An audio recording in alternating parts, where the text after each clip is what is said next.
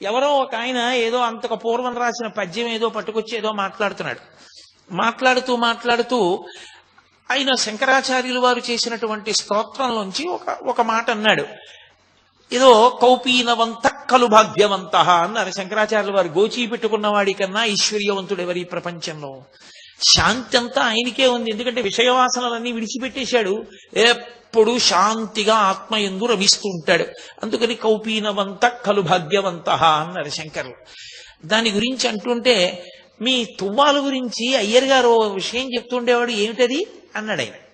అంటే అది వచ్చిన వాళ్ళకి సందేశం కాదు, భగవానులు నవ్వుతూ ఆ వచ్చిన అంతేవాసితో ఒక మాట చెప్పారు. అదా, నేను కొండ మీద విరూపాక్ష గుహలో ఉన్న రోజుల్లో ఒక విచిత్రం జరిగింది. మలయాళ దేశం నుంచి ఎవరో వచ్చో తువ్వాలు ఇచ్చారు. ఆయన తువ్వాలనేవారు కాదు, తుండు అనేవారు.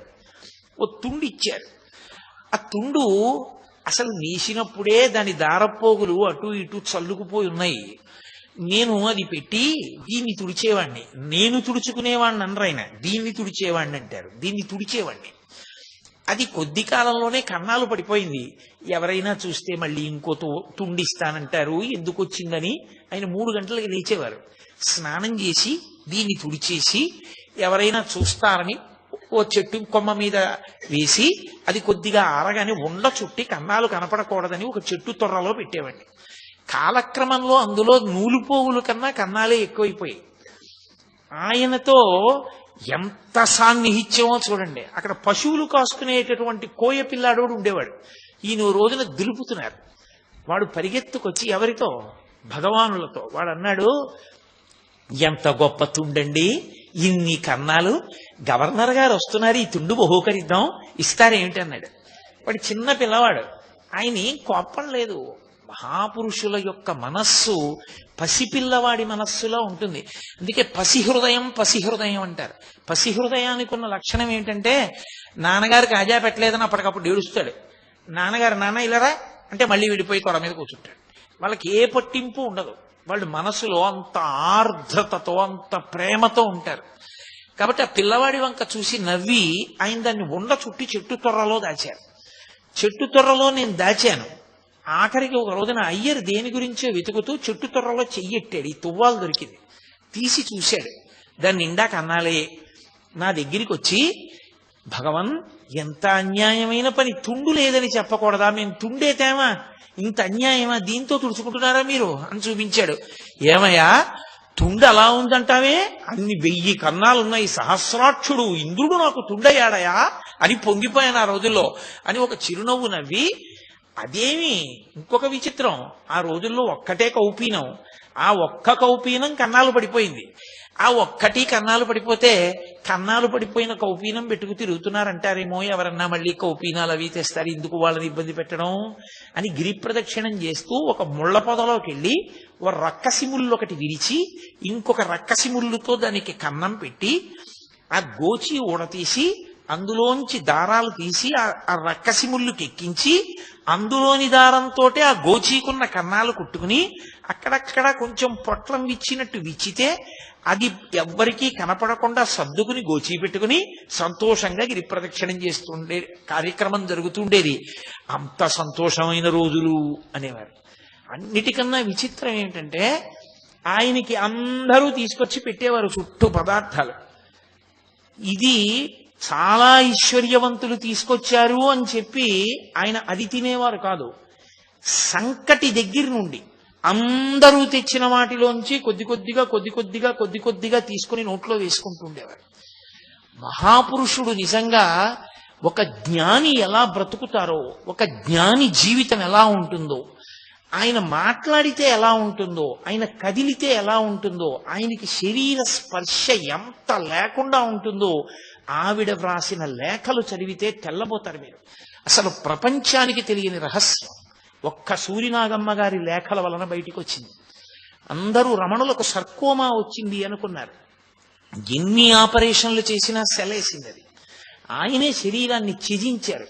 ఆయన పట్టించుకోలేదు. ఆయనే కావాలనుకుంటే శరీరాన్ని ఒకప్పుడు కామెర్లు తగ్గించుకున్నారు. ఆయన తగ్గించుకోగలరు. సూరి నాగమ్మ గారు ఎన్నో పర్యాయాలు అడిగారు, భగవన్ ఈ వ్యాధి తగ్గించుకోకూడదా అని. ఆ ఏదో అంటున్నారు చూద్దాం అనేవారు అంతే, తప్ప పట్టించుకునేవారు కాదు. అంత నొప్పి అంత బాధతోటి అసలు ఎన్నడూ బాధగా ఉందని కూడా అనేవారు కాదు. ఆ రాతి సోఫా మీద అలాగే చేయి పెట్టి కూర్చునేవారు. అలాంటి ఆయన ఒకప్పుడు మరుగుదొడ్డికి వెడుతూ వెడుతూ పడిపోయారు. పడిపోయినప్పుడు దెబ్బ తగిలి వెన్నుపూసల కింద ఉన్నటువంటి నరం తెగిపోయింది. ఆ నరం తెగిపోయినటువంటి కారణం చేత నిత్తురు కారిపోయి వారి గోచి అంతా తడిసిపోయింది. అసలు దాని పోటు ఇంకా అంతా ఇంతా కాదుట. అసలు సాధారణంగా ఏం చెప్తారంటే సర్కోమా కాని వస్తే అలా సెలవేసి బద్దలై నిత్తురు కారిపోతూ ఉంటే లోపల నీరసం అంత నిత్తురు పోయి, దానికి తోడు విపరీతమైన పోటు, దానికి తోడు వెన్నుపూసలో నరం తెగిపోయింది, ఆ నడుము అంత పోటు. ఆయన కనీసం చాలా నిప్పిగా ఉంది అని ఎప్పుడూ అనేవారు కాదు. ఏమిటో ఇదేమో నిప్పెడుతుంది, ఇదేమో బాధపడుతుంది. డాక్టర్లను చూపించి వాళ్ళేమో తగ్గిస్తామంటారు, వాళ్ళు రేడియం సూదులు కట్టారు. ఇదేమో తగ్గనంటుంది, వాళ్ళేమో తగ్గిస్తానంటారు.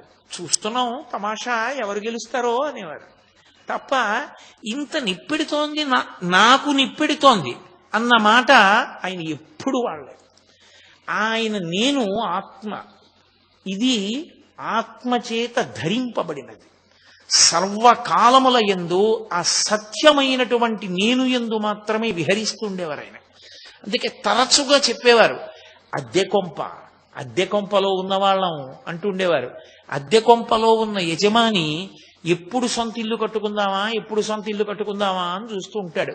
సొంత ఇంట్లోకి వెళ్ళిపోయిన తర్వాత అమ్మయ్యా సొంత ఇంట్లోకి వచ్చేసానని ఎంత చిన్న ఇల్లైనా అందులో అణిగిపోతాడు. అణిగిపోయి సంతోషంతో, అణిగిపోవడం అంటే అందులో అంత సంతోషంతో ఇమిడిపోతాడు. అలా ఇది అద్దె కొంప.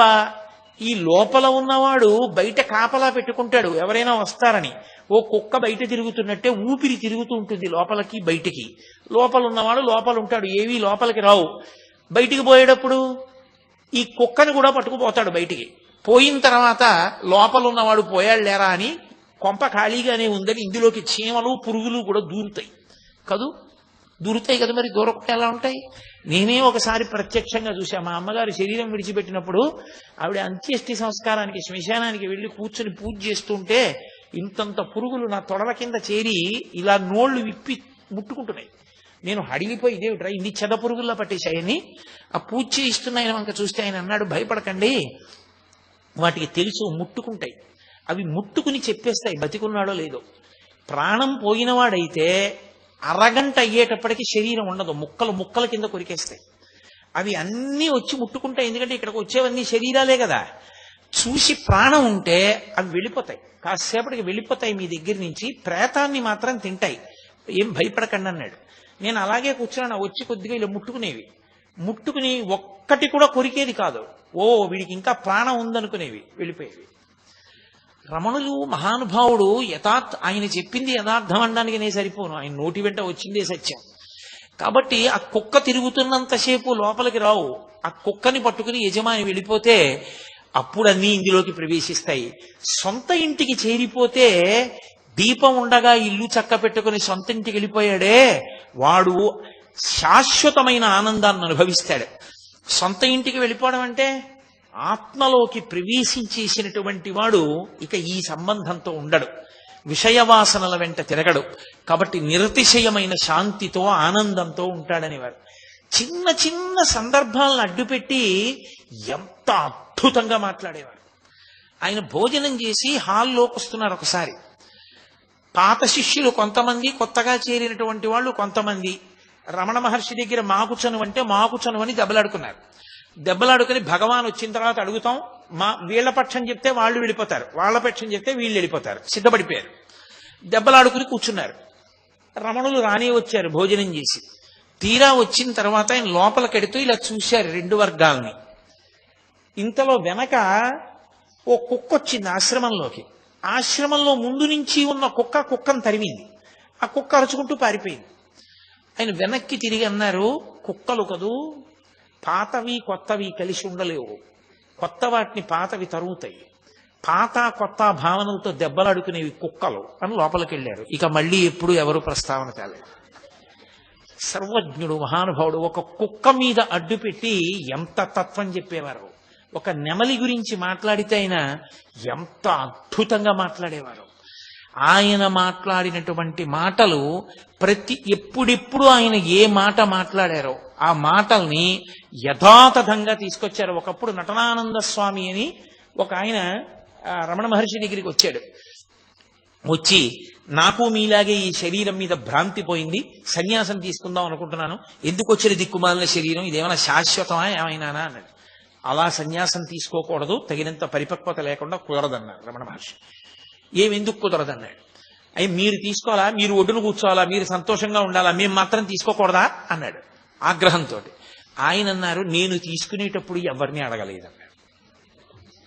పూర్తి వైరాగ్యంతో అరుణాచలం వచ్చేసారంతే తప్ప ఎవరిని అనుమతులు అడగలేదు. ఏమంటే నేను చాలా చికాగ్గా ఉంది, వైరాగ్యం వచ్చేసిందండి, ఏమిటండి శరీరం, సన్యాసం తీసుకుంటానని నేను అనలేదు.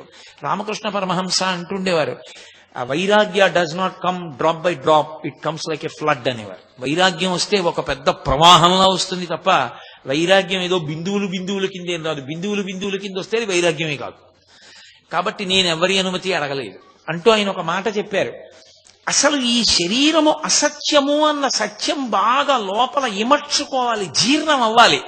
జీర్ణం అవ్వకుండా ఏదో ఈ శరీరం పనికి మాలిందని వదిలిపెట్టకూడదు, అది తప్పది. ఈ శరీరం యొక్క స్థితి ఏమిటో బాగా అర్థం అవ్వాలి అని ఆయన ఒక ఉపమానం చెప్పారు.